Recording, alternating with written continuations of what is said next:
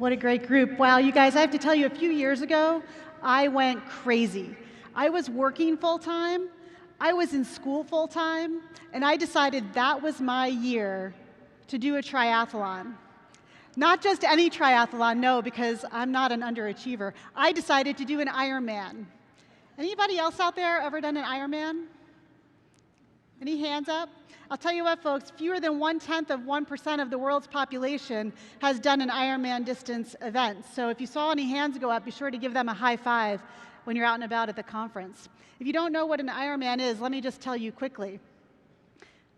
Flip that slide. It's a 2.4-mile swim, followed by a 112-mile bike ride, and then a 26.2-mile run, a full marathon, all in one day, and they don't stop for lunch. You just go until you're done. Well, you're finance people, you might be doing the math in your head. That's a total of 140.6 miles, all in one day. And did I mention I was working full-time and I was in school full-time? I had two clients. One was going through an ICD-10 conversion, and I had never been that deep in codes before. I got to tell you, that was an education. The other client I was working with that year was the Department of Veterans Affairs in the claims area, a very complex and challenging environment, and doing incredibly important work. And I was writing my dissertation, and I had set up a pretty challenging research agenda that I was having trouble getting started on, just wasn't getting done. So it was a bit of a crazy year. I could tell you a lot of stories about that year, but that's actually a different talk altogether. What I'd like to share with you quickly is something that actually happened during the event itself. I got there in the morning, I did my swim, I was feeling strong, which was good, because my goal in a triathlon is always don't drown. If I don't drown, I think I've done a good job. So people say, well, what kind of time do you want to get? And I say, I just don't want to drown. I just want to get out of the water. So I actually did that, and I was feeling pretty good. And I went and I got on my bike, and I started to ride. Now, something happens in an endurance event. You start to settle in around the same people. They're around the same fitness, around the same speed as you, and you see them over and over again. It makes sense, right? You also see their supporters on the side of the road. I had 5 girlfriends there. They were cheering us on. Every time I saw them, my pedals would turn a little faster. There was someone in the group around me who had about 20 supporters, and they were phenomenal. They were out there every few miles cheering us all on. And at first we went by them, and I thought, oh, that's great. Somebody's got a lot of fans here. But then I noticed they were all waving signs. And the signs all said the same thing. The signs all said, you know why you're doing this. And I thought, well, that's cool. There's someone around me who knows why he's doing this. Awesome. And then, as the miles went by, because did I mention 112 miles? As the miles went by and we saw this sign over and over again, I actually got a little annoyed, and I was like, I want to take this guy out, right? Because I have no idea why I'm doing this. I signed up to go 140.6 miles today, and I have no idea why. And at that moment, I started thinking to myself, like, this could be a problem, because I still have a full marathon to run, right?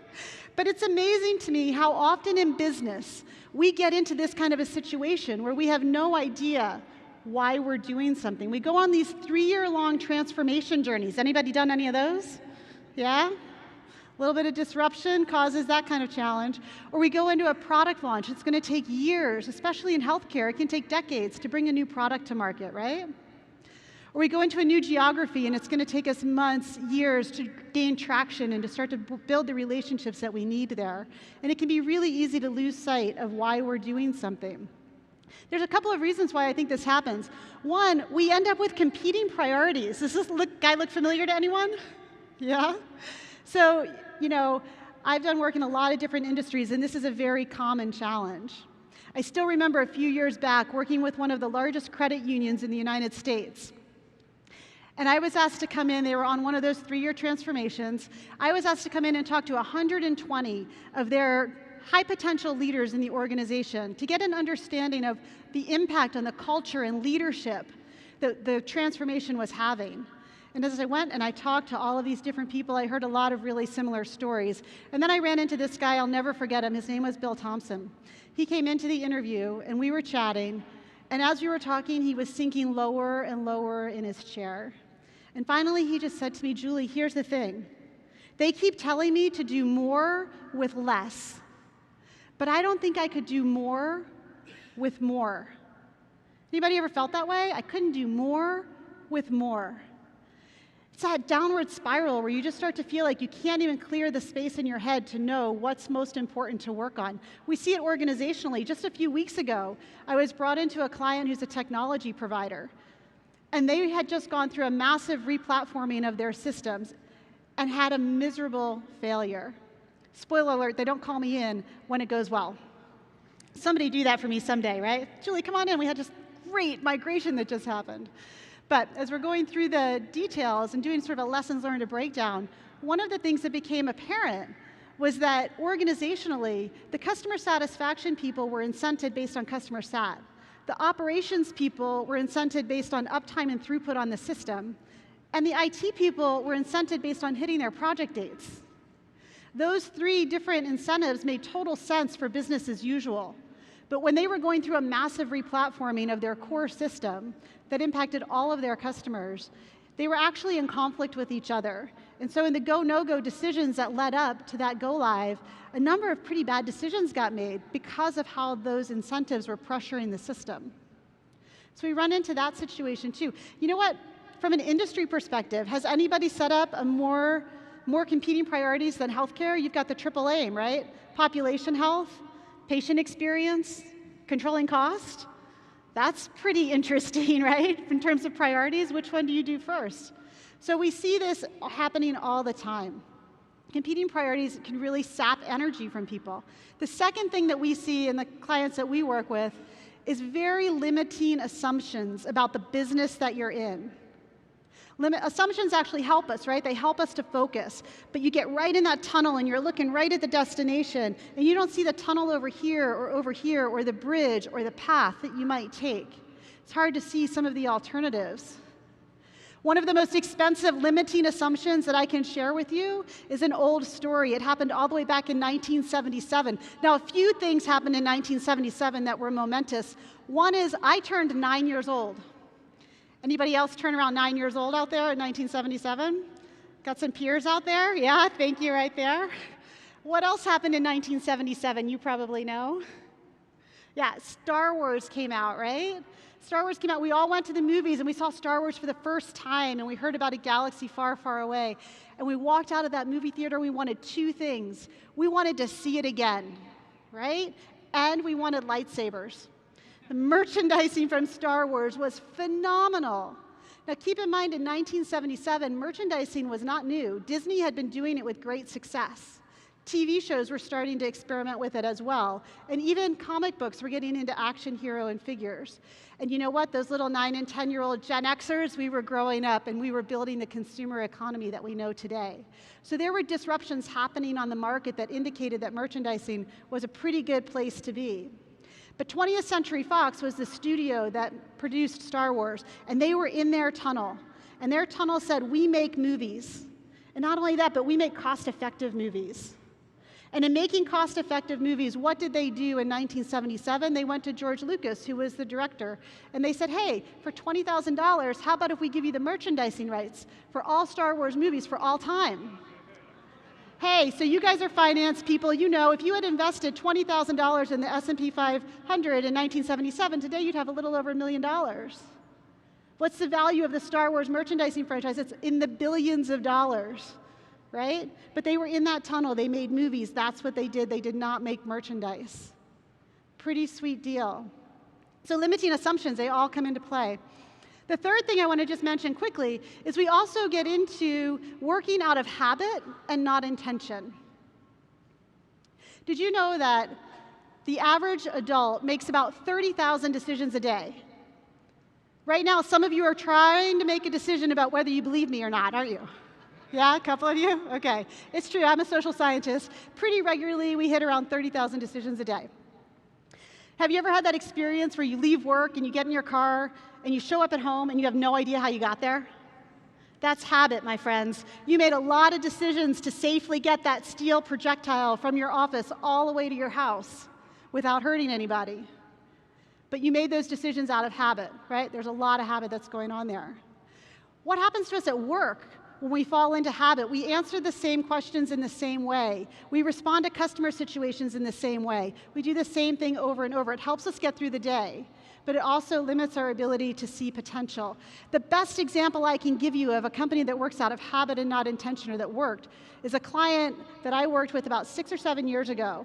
They were in the insurance industry, mid to large size insurance company. And the CEO actually was aggravated with all of the bad habits, and he had spun up a program, and it was called Kill So-So. Now luckily, So-So was not a person. Kill So-So was his version of kill same old, same old. He wanted to absolutely get after some of the bad habits in the organization. And I was brought in to help run that program. Now, one of the first things we did is we talked to all of the functional leads in all of the different areas. And I'll never forget going in to sit down with the CFO, a guy named Garrett. He was great. I loved Garrett. He had a great sense of humor for a CFO. Wore cowboy boots. He was awesome. Anyway, I sat down with him and I said, Garrett, what kind of project would you like to have as part of the Kill So-So program? He said, Julie, I've got just the project for you. I was like, okay, tell me about it. He said, we have all these spreadsheets, and we use them for everything, for our financial reports, for our board reports, for product analysis. Anytime somebody comes to us, we're in the habit of saying, we'll give you an Excel spreadsheet for that.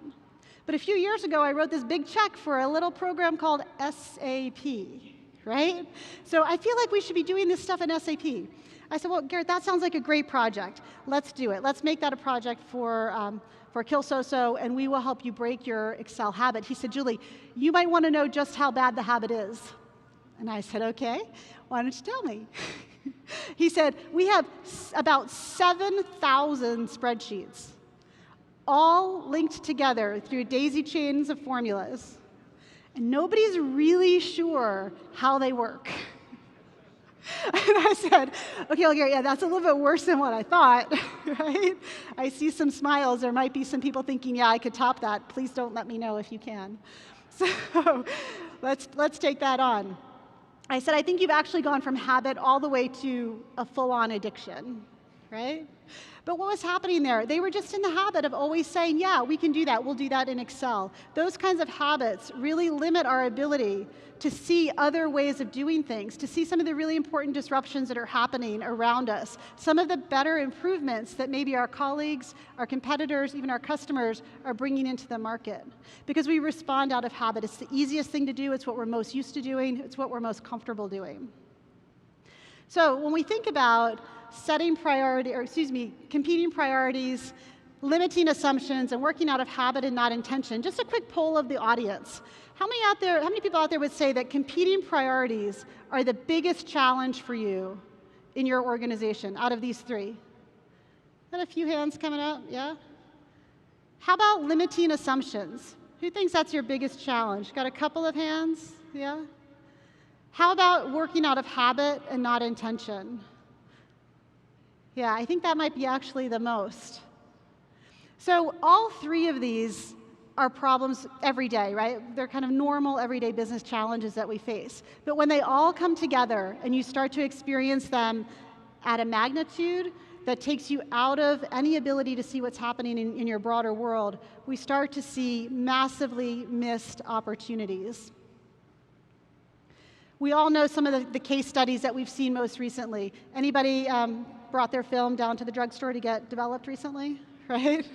We just don't do that anymore. Kodak, Radio Shack, BlackBerry, all of these companies are struggling because, or are gone because they had all of these competing priorities. They had limiting assumptions, and they had a lot of habit rather than working out of intention. One of the most recent is Blockbuster, which was fully liquidated in 2013. You might not know the story of Blockbuster. Back in 1997, a guy named Reed Hastings walked into his local Blockbuster store and he returned a copy of Apollo 13 a few days late. And he was charged $40 for that transgression. And he was so annoyed by that he went out and later that year he founded Netflix. Yeah? So he grew Netflix over the next few years, and in 2000, it was a pretty good business. DVDs by mail, no charges. So that was Reed's big thing. And he went to Blockbuster and he said, hey, I've got this business. It's doing pretty well. Would you be interested in buying it? $50 million. And Blockbuster said, no, thank you. Now, legitimately, they had a lot of competing priorities. They were trying to go global. They were changing their store footprint. They were doing some other things locally in the US that had their attention. They also had some very limiting assumptions about the customer experience. They really believed that that process of going to the store and up and down the aisles with your significant other or your family and looking at the DVDs, comparing them, choosing your movie. They were probably VCRs back then. Yeah, but you get the point. Think about it, they had a real assumption that the store experience was very important to their customers. And they were in some pretty interesting habits around finances and how they really looked at their financials. They valued their stores based on movie rentals, product sales. Admit it, you bought the giant box of tamales at least once, right? Yeah, we all did that. And also late fees. And a channel that didn't have two of those three was very difficult for them in terms of how they normally valued revenue and channels. So they passed on that opportunity. We all know the story. By 2007, Blockbuster had peaked at about 9,000 stores, 60,000 employees, about $4 billion in market cap. And by 2013, a short 9 years later, the last of their stores was fully liquidated. They were trapped in that cycle with those three challenges that we just talked about. In the meantime, Netflix has continued to reinvent itself over and over again, and we've seen some really interesting things coming out as a result. So for my colleagues and myself, one of the big questions was, what does it take to be a company like Netflix instead of a company like Blockbuster? How do we break out of these cycles of competing priorities and limiting assumptions and the habits that we all get into? What's the secret sauce of companies that are able to do that on a regular basis? One of the things we found is that companies who are able to routinely look around and understand the disruption and then bring their core capabilities together with that are able to create more value, and they find solutions that matter more. And it's at that intersection of what you do best and what's happening around you that you find that value, that you find that you're able to unlock that. As we think about that intersection, what we're looking at is where you create more value. And as I said, where you create solutions that truly matter more. And if you can envision two intersecting circles, Netflix sort of sits in the middle there. And I think Kodak, Blockbuster, and others, they stayed too far in their core competencies. They got too comfortable there. Other companies are able to stay too far to the right and deep in disruption, but that might not apply to many of you because you still have to be able to produce for your customers today. So finding that intersection is where we were just fascinated with our research to discover what is it that companies do that help with that, that can help them with that. We found about a dozen behaviors. I'm not going to go through all of those today. I'm going to pick three that I think are most important to the healthcare industry today and what you're trying to work on. The first of those behaviors is this ability to see the whole board, to pick your head up and look around and know what's going on more broadly. How many of you flew in today? A lot of people. What do you dread the most when you drive to the airport? Like, you're driving to the airport and you think, this is going to be the worst part of my day. It's a security line, right? Like, going through TSA, going through security, it's just like such a travesty these days. Did you know there's going to be about 740 million passengers traveling through US airports this year? That's a 97 million passenger increase over last year, about 15%. Here's another stat for you. American Airlines, between January and May of this year, estimates that 70,000 passengers and 40,000 bags either missed their flights or were delayed because of problems in security screening. That's a lot of people and bags. In one day in May, United Airlines had to cancel or delay 37 flights at O'Hare Airport. That's expensive for United, right?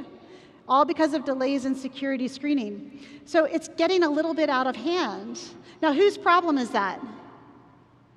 TSA, maybe, right? That's actually kind of a politically loaded question. Maybe you've heard the conspiracy theories about what's going on there.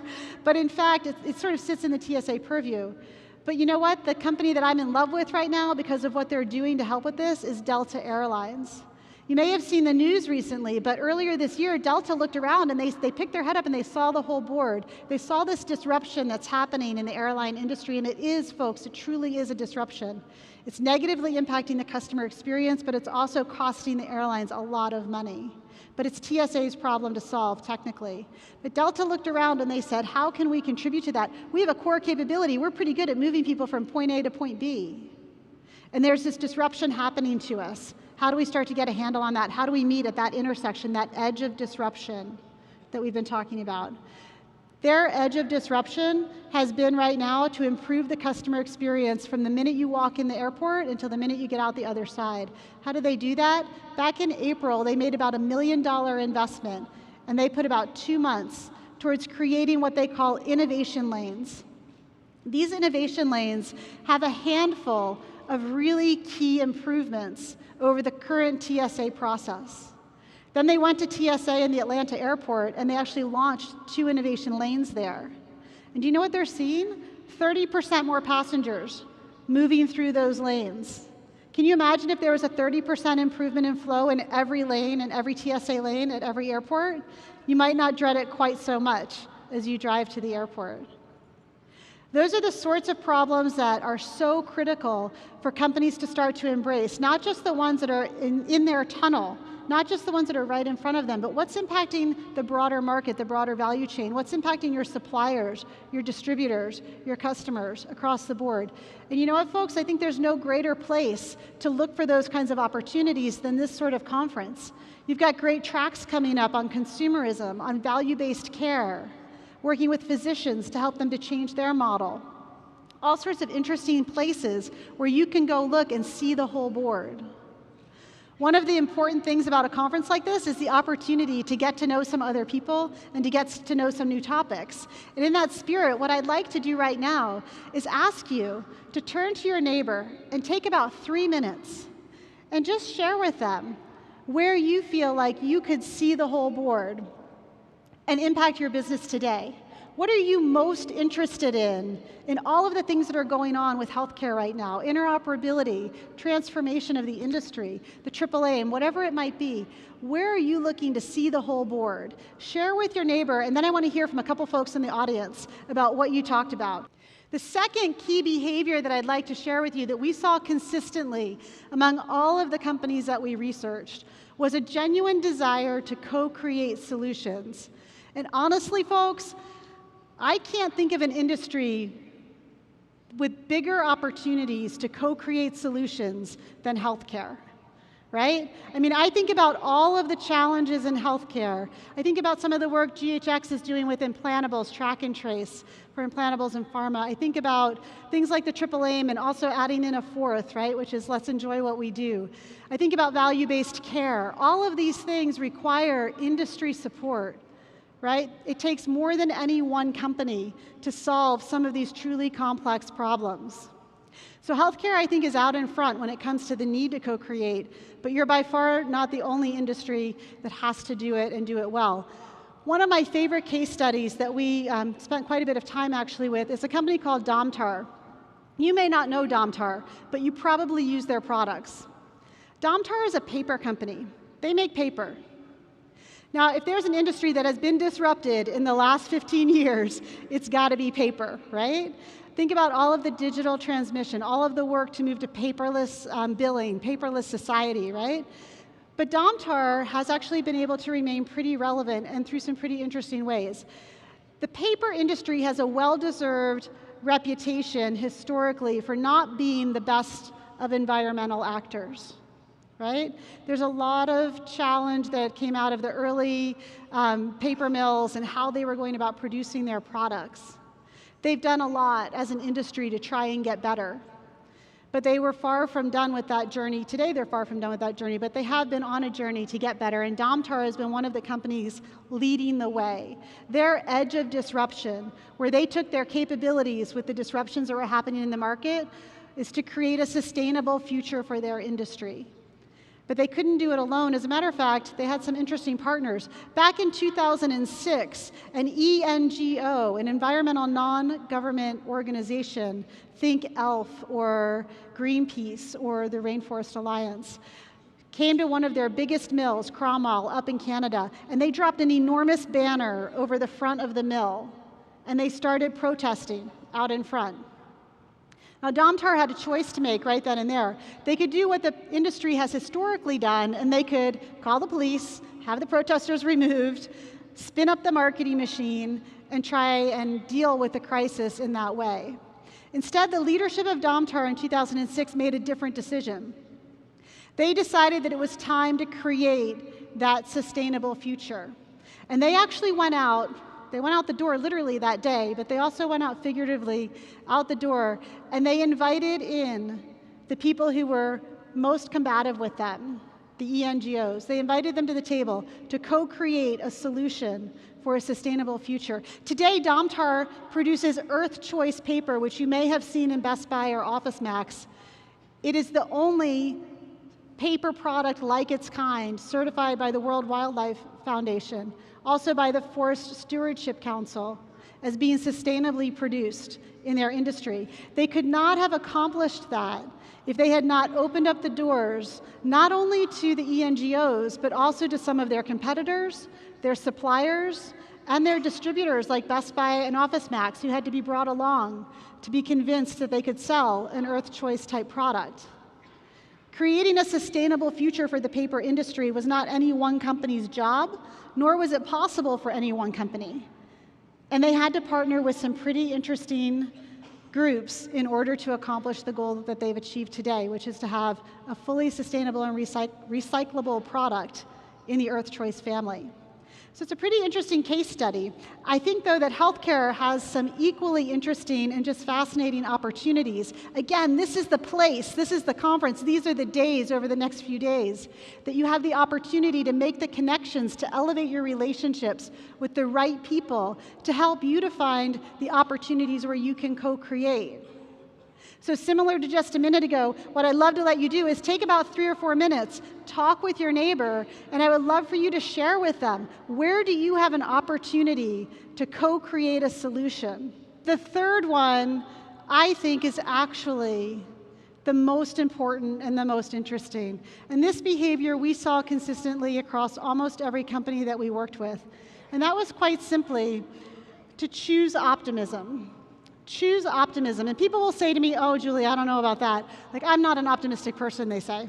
If you're not fundamentally optimistic about what you're doing, then it's very difficult to encourage people to co-create with you. And it becomes very difficult to see the whole board. So all of these things are somewhat reinforcing.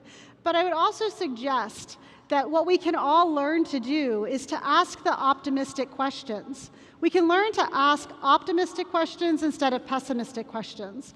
Optimistic questions are the questions that say, how do I work with this? How do I accelerate disruption? How do I go out into my customers, my suppliers, my distributors, and work with them in different ways?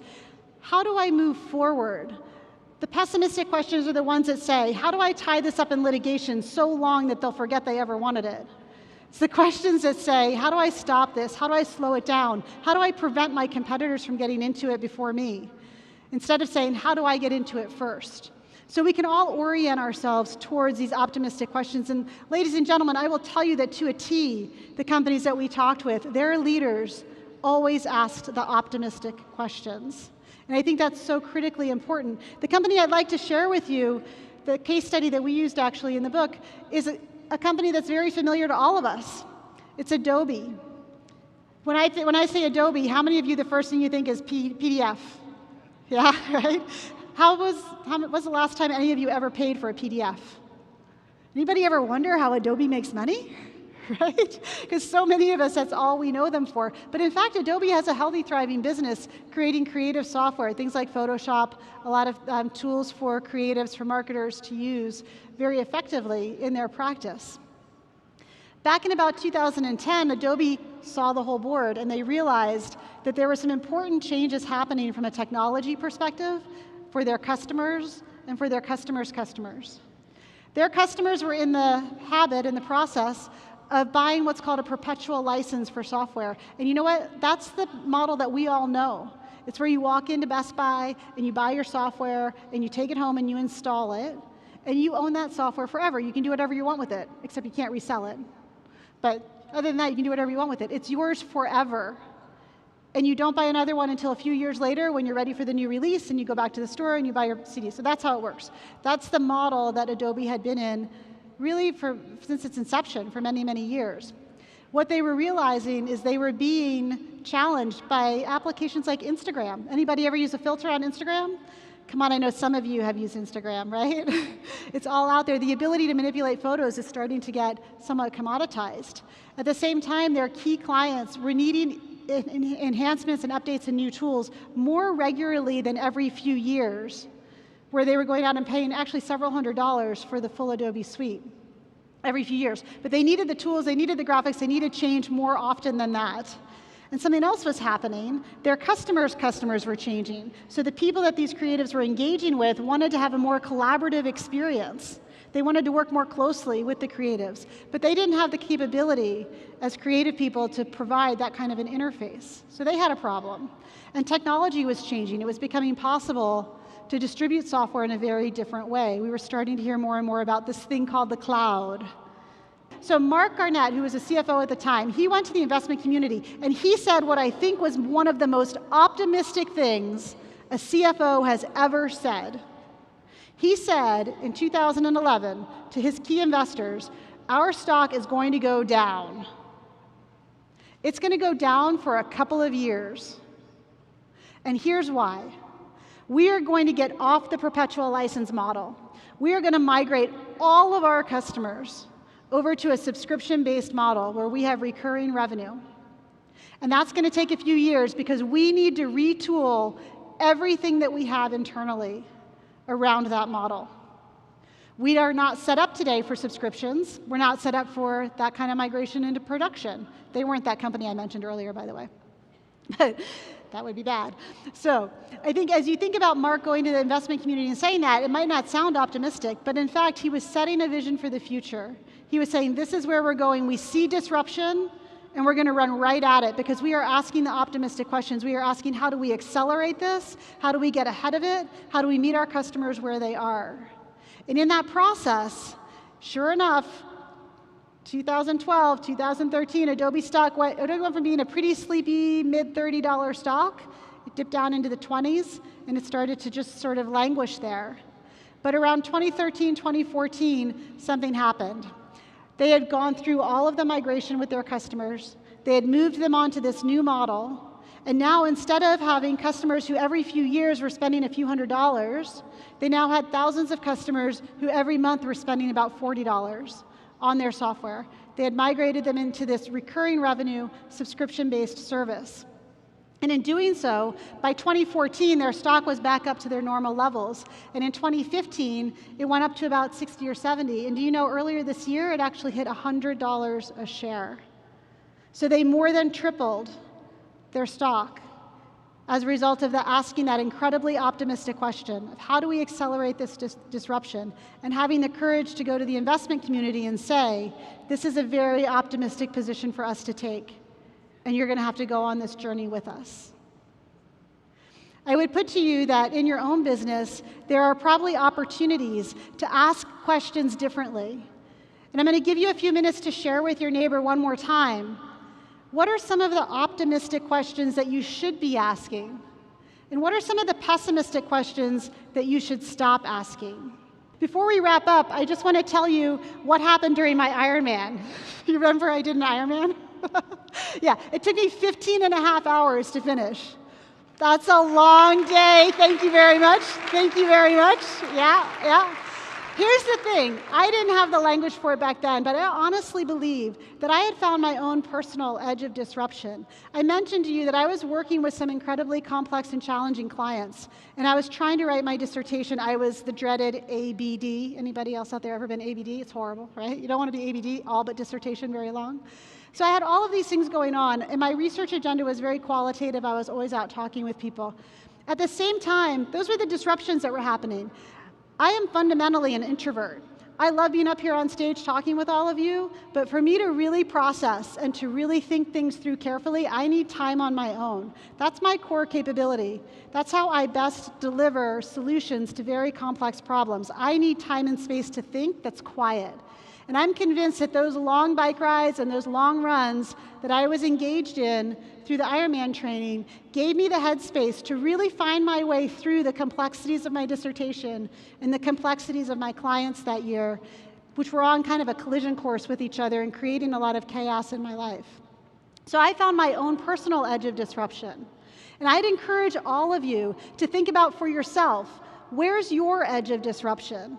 Not just for your organization, but for you personally.